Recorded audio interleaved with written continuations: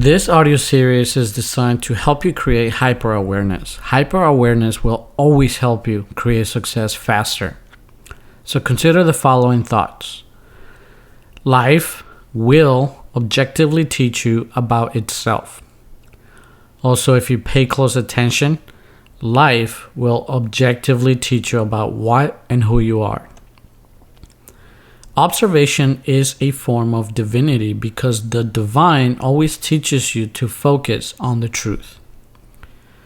The truth is a higher form of thinking defined by a resonance that liberates you from much lower forms of thinking.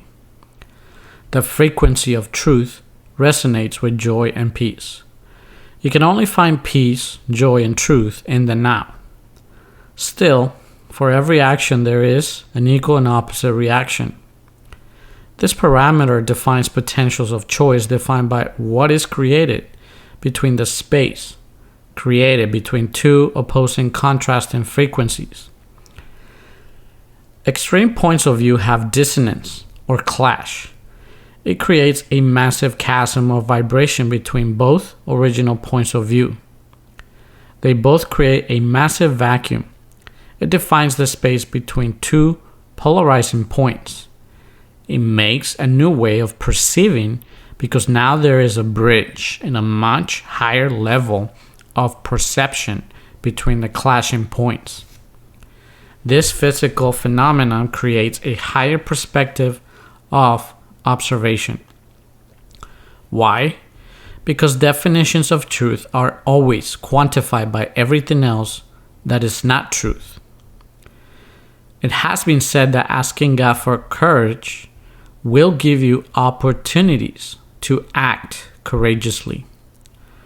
But before you act courageously, you will experience a train of events that will feed you fear and maybe even dread.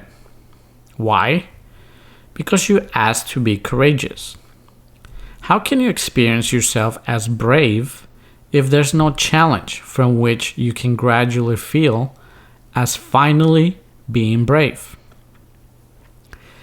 This observation may explain why most successful individuals will always relate to their success as having experienced all sorts of catastrophic failures and painful experiences. It has been said that God created light and darkness and made a division between both. This statement is observably true. Can this perspective teach you to see the pain in the world as the opportunity for individuals to move from such pain into its contrasting healing experiences? If there is pain, there is healing. If there is war, then there is peace. If there is joy, then there's also sadness. Life seems to swing, sometimes violently, between both polarized experiences. How can God be God if there's not anything less than what God is? Therefore, is God looking to experience being God by raising the experience of all lower contextual fields?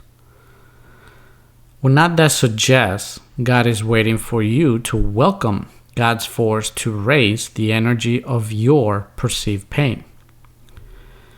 If we observe God-like problems, do they not require God-like solutions?